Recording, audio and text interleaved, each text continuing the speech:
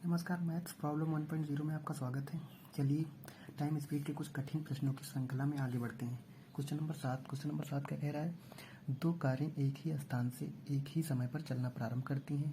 पहली कार की चाल 10 किलोमीटर पर आवर और दूसरी कार की चाल 8 किलोमीटर पर आवर है और वह अपनी चाल प्रति घंटा में 1/2 किलोमीटर पर आवर की वृद्धि करता है। ठीक है, कितने समय बाद वह दूसरे से आगे निकल जाएगी? मतलब जो कार सेकंड है, दूसरी कार है, वो अपनी स्पीड में प्रति घंटा 1/2 किलोमीटर पर आवर की वृद्धि करती है।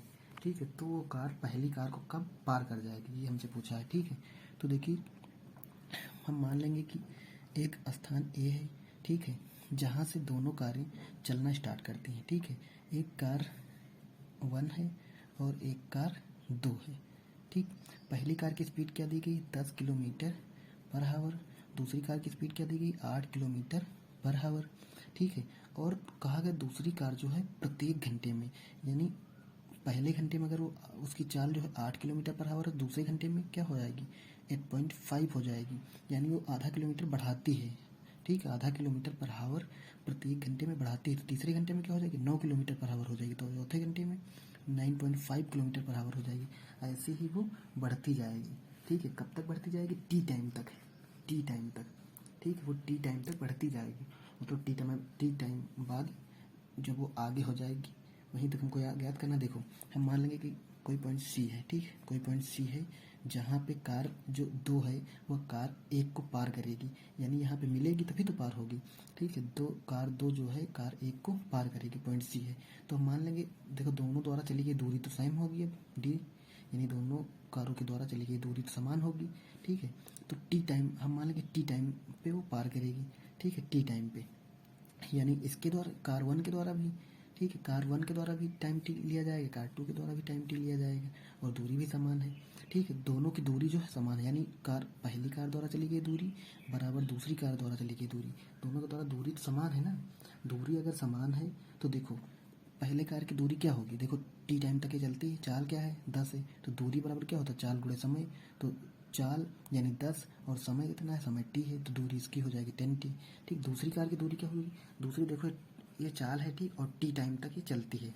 तो अगर इसका देखो ये एपी में बनी कि नहीं, ये सीरीज किस में है? एपी में है। ठीक, देखो अगर डिफरेंस जो होता है, दो टर्म का डिफरेंस समान अगर होता है तो एपी में होती है। देखो हर जगह समान है कि नहीं? 1/2 यहाँ भी बढ़ रहा है, यहाँ भी बढ़ रहा है 1/2, यहाँ भी 1/2, यानी एपी में सीरीज है। ठीक, तो एपी में योग क्या होता है? एपी में सीरीज का योग जो होता है वो होता है SN बराबर, देखो होता है SN बराबर n/2, नंबर ऑफ n जो है नंबर ऑफ टर्म है। ठीक, 2a जो है पहला टर्म होता है 2a + n - 1 × d। ठीक, ये होता है योग। ठीक, एपी में। तो देखो दूसरी ट्रेन की अगर दूसरी कार की हम दूरी ज्ञात करें तो कैसे ज्ञात करेंगे?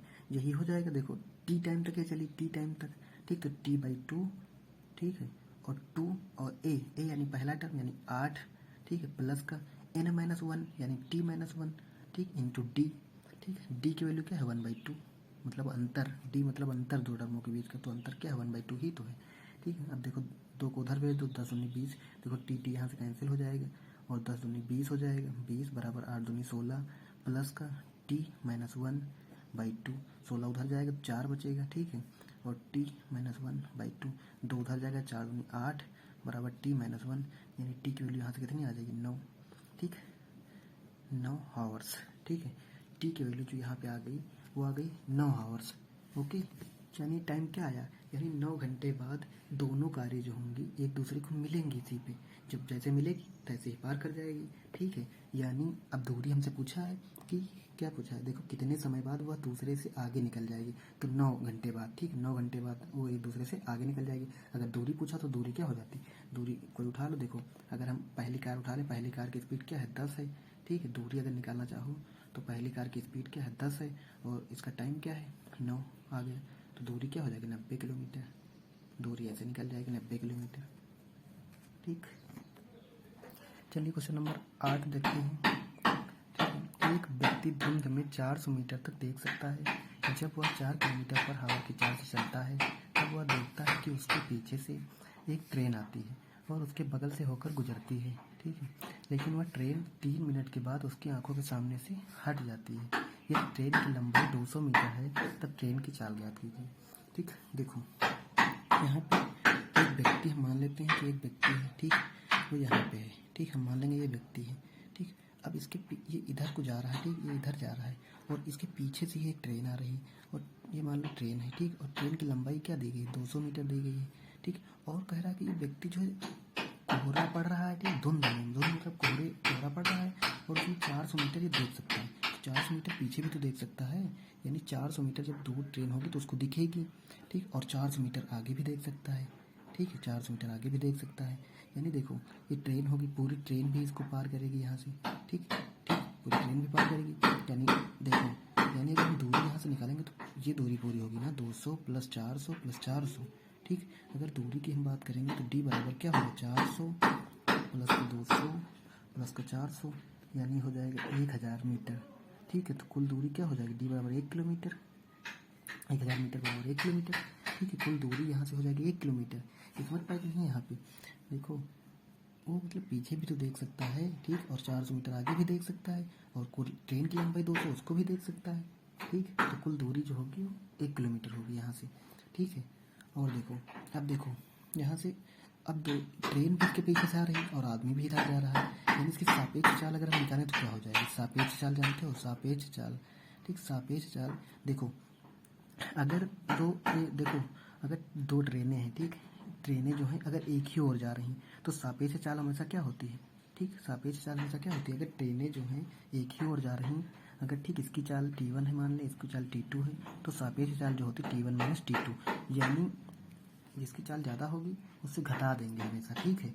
अगर एक ही तरफ जा रहे हैं तो घटा देंगे, अगर विपरीत दिशा में जा रहे हैं, एक इधर जा रहा है एक इधर जा रहा है तो क्या होगा, सापेक्ष चाल क्या होगी, जुड़ जाएंगी, ठीक है। तो यहाँ पे देखो एक ही तरफ जा रहे हैं तो क्या होगी सापेक्ष चाल घट जाएगी। हम मान लें कि माना ट्रेन की जो चाल है, माना ट्रेन की चाल बराबर x, ठीक, हम मान लें कि ट्रेन की चाल x है तो x और माइनस व्यक्ति की चाल कितनी, 4 किलोमीटर/आवर, ठीक है। तो हम इसमें घटा देंगे x - 4, ठीक है। तो सापेक्ष चाल ये आ जाएगी, ठीक। अब हम जानते हैं टाइम बराबर क्या होता है, टाइम बराबर होता है दूरी अपान में चाल, दूरी अपान में चाल, ठीक, दूरी अपान में चाल, टाइम बराबर दूरी अपान में चाल। लेकिन टाइम दिया कितना है, 3 मिनट के बाद, 3 मिनट के बाद उसकी आंखों के सामने से हट जाती है, 3 मिनट टाइम दिया है तो इसको हम घंटे में चेंज करेंगे तो 3/60, ठीक, टाइम के स्थान पे 3/60 रख दिए हम।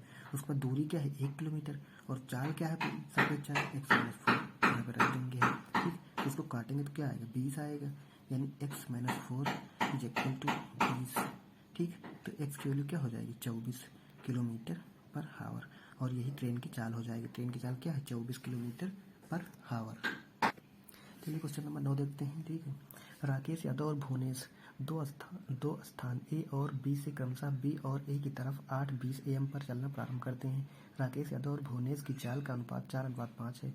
यदि ए और बी के बीच में कहीं सी पर मिलते हैं, ठीक, कहीं ए और बी के बीच जो है पॉइंट सी कहीं पर है और वहाँ पे दोनों मिलते हैं, ठीक है, और कुछ समय बाद रुकने के बाद 9:27 AM पर चलना प्रारंभ करते हैं।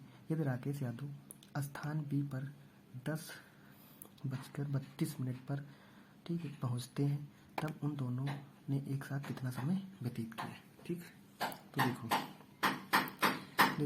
मान लो कि यह स्थान ए है और यह स्थान बी, ठीक है। यहाँ से राकेश यादव चलना प्रारंभ करता है, ठीक, यहाँ से राकेश यादव चलना प्रारंभ करता है और यहाँ से भुवनेश, ठीक है, यहाँ से राकेश, यहाँ से भुवनेश। तो भुवनेश इधर को आएगा, राकेश इधर को आएगा, यहाँ पे कोई बिंदु सी है, ठीक है, पॉइंट सी है और यहाँ पे दोनों मिलते हैं और कुछ समय व्यतीत करते हैं, ठीक। उसके बाद चलते कहाँ हैं, उसके बाद चलते हैं दोनों 9:27 पे, ठीक, 9:27 AM पे, ठीक। लेकिन ये दोनों चले थे कब, चले थे 8:20 पे, 8:20 पे ये भी और 8:20 पे ये भी, ठीक। दोनों समान समय पे चले थे, ठीक, दोनों समान समय पे चले थे, ठीक है। और दोनों की चाल का अनुपात दिया गया है 4:5। अब देखो यहाँ पे चाल का रेशियो दिया गया है 4:5, ठीक है। अब देखो अब यहाँ पे होगा ये कि जब टाइम समान दिया रहता है, देखो 8:20 पे ये भी चल रहा है, 8:20 पे ये भी, जब टाइम समान दिया रहता है तो दूरी जो चली जाती है वो चाल के रेशियो में चली जाती है, यानी 4:5 जो है चाल का रेशियो, तो दूरी भी चलेगा, देखो 4:5 तो जो दूरी भी 4:5 5 की रेशियो में चलेगी। अगर हम मान लें कि किलोमीटर में 4 किलोमीटर ये 5 किलोमीटर, तो कुल दूरी कितनी हो जाएगी? कुल दूरी हो जाएगी तुम्हारी 9 किलोमीटर। ठीक है, कुल दूरी हो जाएगी 9 किलोमीटर। उसके बाद कह रहा है कि ये दोनों सी पर जब मिलेंगे, उसके बाद मिलने के बाद, ठीक है, मिलने के बाद राकेश यादव स्थान बी पर 10:32 पे पहुंच जाता है। यानी ये 9:32 पे चलना प्रारंभ किया पुनः राकेश यादव, और ये पहुंच गया 10:32 पे। ठीक है, तो कितने टाइम में पहुंचा? तो देखो इसे निकाल लो। यहाँ से 9 27 27 और 3 30 यानी 33। ठीक, 33 और ये 32 यानी 65। ठीक है, यानी 65 मिनट उसको लगे। ठीक, यहाँ से देखा जाए तो 5 किलोमीटर की जो दूरी है, ये 5 किलोमीटर की दूरी, ठीक 5 किलोमीटर, ठीक 5 किलोमीटर यात्रा करने में राकेश द्वारा लगा समय कितना है? 65 मिनट। तो 1 किलोमीटर यात्रा करने में लगा समय तो 65/5। ठीक, अब अगर हम निकालें कि ये 4 किलोमीटर कितना लगा होगा, 4 किलोमीटर में कितना लगा होगा, 4 किलोमीटर में अगर निकालेंगे तो 1 की वैल्यू 65/5 है, 4 की वैल्यू कितनी हो जाएगी? ये हो जाएगा 13, 13 चौको 52, यानी 52 मिनट। उसको 52 मिनट लगा होगा 4 किलोमीटर आने में। ठीक, राकेश यादव। ठीक है, उसके बाद देखो 4 किलोमीटर उसको आने में 52 मिनट लगा होगा, लेकिन एक्चुअल टाइम लगा कितना? देखो 8:20 पे चलना प्रारंभ किया उसने, और 9:27 पे यहाँ से चलना प्रारंभ किया, यानी इसके बीच का अगर अंतर हम निकालें, इसके बीच का अंतर आएगा 67 मिनट। ठीक, अगर इसके बीच का अंतर 67 मिनट आएगा तो 67 और 52, 67 और 52 इसके बीच का अंतर क्या है? देखो 52 8 7 15 यानी 15 मिनट का।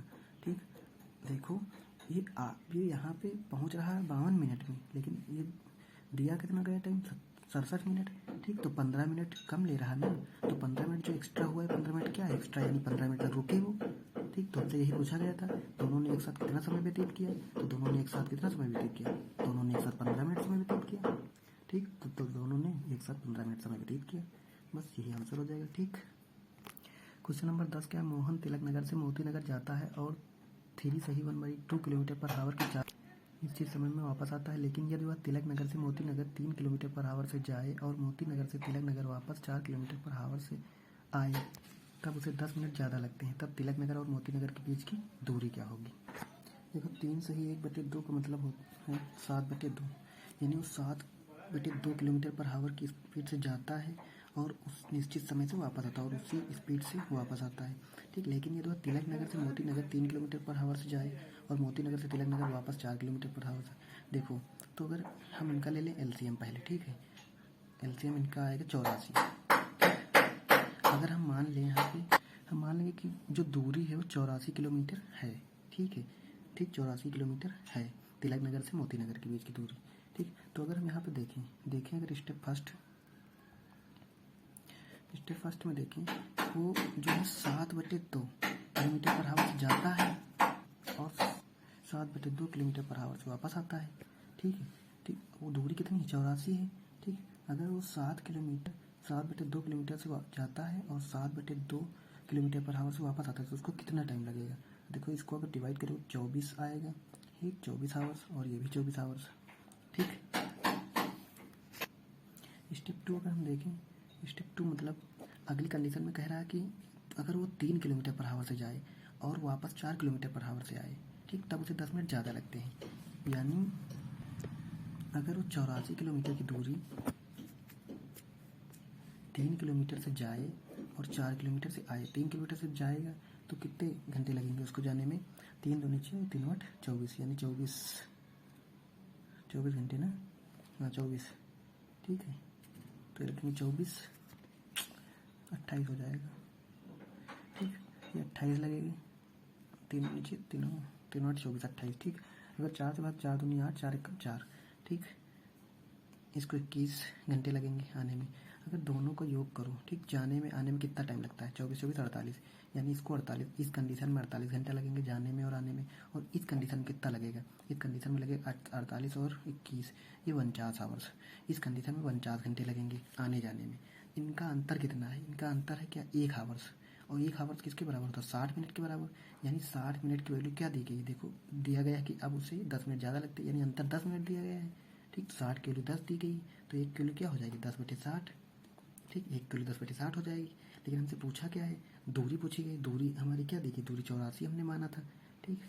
देखो दूरी हमने माना था 84, तो यहाँ पे हो जाएगा 84 से गुणा कर दो, ये कट जाएगा 6 से, ये कैंसिल हो जाएगी, तो कितना आ जाएगा, 14/84, 14 किलोमीटर आ जाएगी दूरी, और यही हो जाएगा आंसर, ठीक। ठीक, धन्यवाद, मिलते हैं एक बेहतर नेक्स्ट वीडियो के साथ।